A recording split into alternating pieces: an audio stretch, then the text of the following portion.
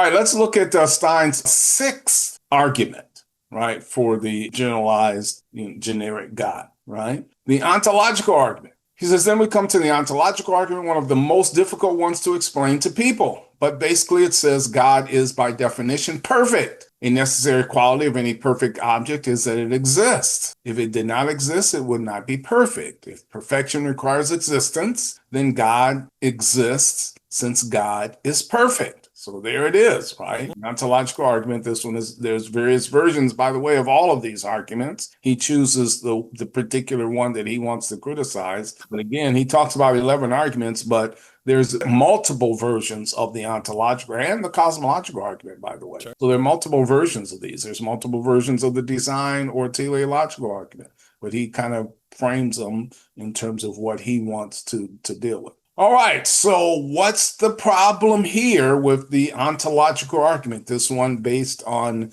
the perfection, right? If something is perfect, it has to exist. God is perfect, so he has to exist. That's the basic idea. Well, it says in order for something to be perfect, it must first exist, right? And if something did not exist, then the word perfect wouldn't mean anything. So first you must have existence, and then possibly you may have perfection. And so he says, again, this is going backwards. We must have an existing God, then we can decide whether he's perfect. If perfectness is a quality of a God, then he may be perfect, but he first must exist. So that's kind of his slam on this particular version of the ontological argument. Yeah.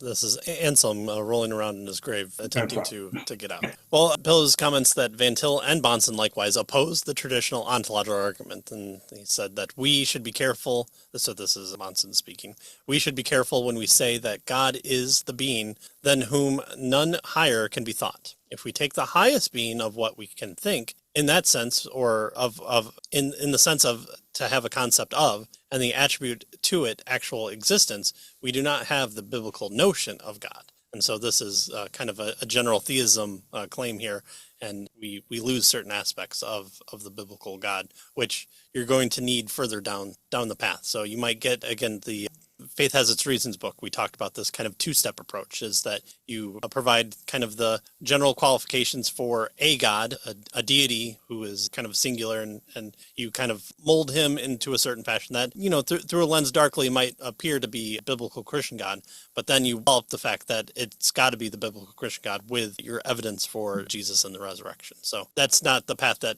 Van Til and presuppositionalists want to go down because of the issues involved with that as well. All right, so that was number 6. Now number 7, the moral argument. He says, then we have the moral argument. All people have moral values. The existence of these values cannot be explained unless they were implanted, he tells us, in people by a God, and therefore God exists. Right? These values were implanted into me by God. That sounds awesome, ominous.